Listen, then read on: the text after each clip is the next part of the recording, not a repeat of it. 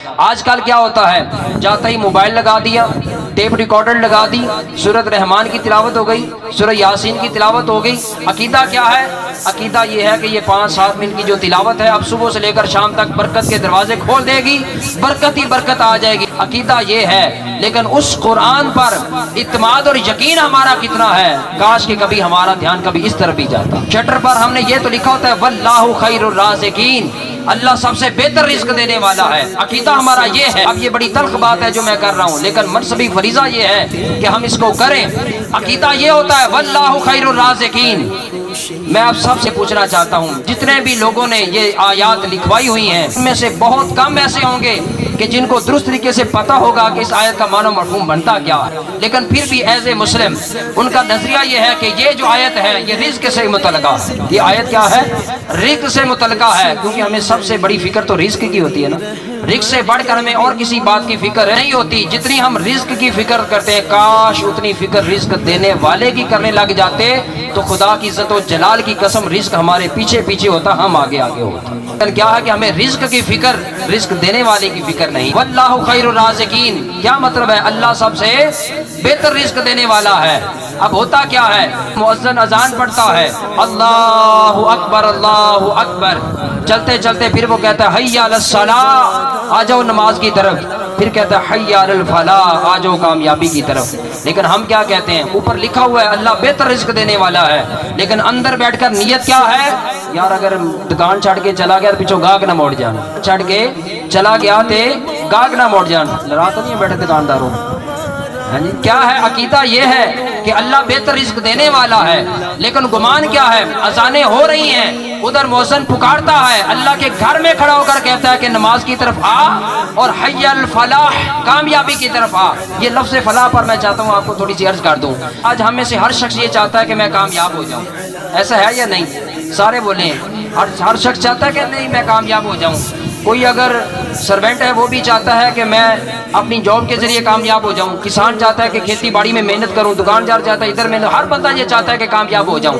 میرے جیسا کوئی معمولی سا بندہ ساجد بھائی کو ایک وظیفہ دے دے کہ ساجد بھائی یہ وظیفہ پڑھنا ہے آپ نے اور پوری توجہ کے ساتھ پڑھنا ہے، میرا ایمان اور یقین یہ کہتا ہے کہ دنوں کے تمہارے حالات بدل جائیں گے۔ اب ساجد بھائی کو جتنا مجھ پر اعتماد ہے، ٹرسٹ ہے، یقین ہے، اسی اعتبار سے یہ اس وظیفے کی پابندی کرے گا۔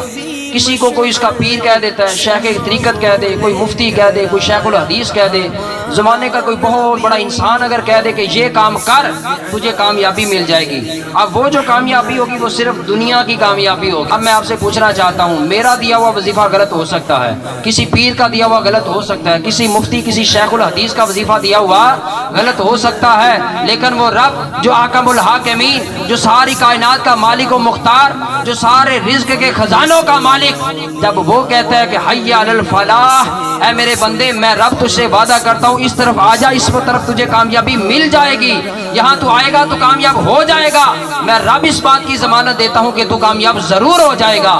لیکن خدا کی عزت و جلال کی قسم آج ہمارا ایمان کس درجے پہ چلا گیا؟ مؤذن پکار پکار کر کہتا ہے کہ تیرے رب کا وعدہ ہے آجا کامیاب ہو جائے گا، آجا کامیاب ہو جائے گا۔ ہم میں سے ہر بندہ چاہتا تو ہے میں کامیاب ہو جاؤں، لیکن فیصلہ کیا کرتا ہے کہ جس چیز کی گارنٹی اللہ نے دی ہے نا کہ ادھر آجا کامیاب ہو جاؤں، ادھر نہیں جانا، جو میری مرضی ہے ادھر میں اپنے کامیابی ڈھونڈنے والا ہوں۔ بھائی کامیابیوں کا مالک تو رب ہے، جب مالک وہ ہے، وہ کہتا ہے کہ اس رستے پہ آ تاکہ میں تجھے کامیاب کروں، اس رستے پہ آ تاکہ میں تجھے کامیاب کروں، لیکن ہم کہتے ہیں نہیں، تیرے پاس آنے کے لیے ہمارے پاس وقت نہیں ہے، دکان چھوڑ کے جاؤں گا گاہک مڑ جائیں گے، کام چھوڑ کے جاؤں گا تو کام رہ جائے گا۔ سیدنا صدیق اکبر رضی اللہ تعالیٰ عنہ کا بڑا خوبصورت قول ہے، آپ نے فرمایا وہ بندہ اللہ کے کام میں لگ جاتا ہے، براہ راست اللہ اس کے کام میں لگ جاتا ہے، اس کے کام میں لگ جاتا ہے۔ پوچھا یا حضرت اس کا معاملہ کیا ہے؟ تو آپ نے فرمایا کہ جو بندہ کام چھوڑ کر نماز کی طرف آ جاتا ہے، مصروفیت چھوڑ کر نماز کی طرف آ جاتا ہے، اللہ تعالیٰ اس کے کام کے اندر، اس کے وقت کے اندر برکت اتنی عطا فرما دیتا ہے کہ وہ محنت تھوڑی کرتا ہے لیکن کام اس کا جو ہے وہ زیادہ نمٹا دیا جاتا ہے۔ آج اگر ہمارا اس بات پر پختہ یقین ہو جائے اور پختہ ایمان ہو جائے کہ جب ندا آتی ہے حی علی الصلاح حی علی الفلاح کی، اس رب کی اور اس گارنٹی پر ہم یقین کر کے اس رستے پر چل جائیں تو دنیا جہان کی کوئی ایسی کامیابی نہیں ہے جو اللہ تعالیٰ ہمارے قدموں میں لا کر نہ رکھ دے۔ لیکن کیا ہے کہ ہمارا ایمان اس پر کمزور ہے۔ سر یہ کہا کرتا ہوں کہ جو پہلے کے لوگ تھے کہ مکانات کچے تھے لیکن ان کے ایمان ہیں پکے تھے، ایسا ہے یا نہیں؟ مکانات ان کے کچے تھے لیکن ایمان ان کے پکے تھے اور پختہ تھے۔ آج ہمارے مکانات ضرور پکے ہیں لیکن ہمارا ایمان اس درجے کا پکا نہیں ہے جس درجے کا ہونا چاہیے۔ تو پھر وہ قرآن کہ جس قرآن کے بارے میں اقبال نے کہا، آج ہمارے ہاں بھی روایت ہے نا، جب کوئی بندہ فوت ہو رہا ہوتا ہے اس کی سانسیں اٹک رہی ہوتی ہیں، نکل نہیں رہی ہوتی، تو ہم کیا کرتے ہیں، مدرسہ سے کرائے کے حافظ لے آتے ہیں یا محلے کے امام مسجد کو لیتے ہیں، قاری صاحب 10 منٹ واسطے آیا جی، ساڈے بابے دی یا ساڈے گھر دے فلاں دی روح نہیں نکلتی بھائی، تے بہ کے سورۃ یاسین تک پڑھو، اسی سنیا کہ سورۃ یاسین پڑھے جاوے جتھے اتنے روح جلدی نکل جاندی۔ اقبال نے کیا کہا؟ اقبال نے کہا کہ آ قرآن کتاب حکیم زندہ اوست لازوال قدیم۔ اس نے کہا کہ وہ قرآن کہ جو تجھے زندگی گزارنے کے قانون دینے کے لیے آیا تھا، اس قرآن کو پڑھ پڑھ کے تو موت طلب کرتا۔ جس قرآن نے تجھے جینا سکھانا تھا، قرآن کو پڑھ پڑھ کے تو موت طلب کرتا ہے۔ اس نے کہا کہ کاش کہ مرنے والے شخص کے سرہانے سورۃ یاسین پر اتنا اعتماد کر کے پڑھنا کہ اس کے پڑھنے سے روح جلدی نکل جائے گی۔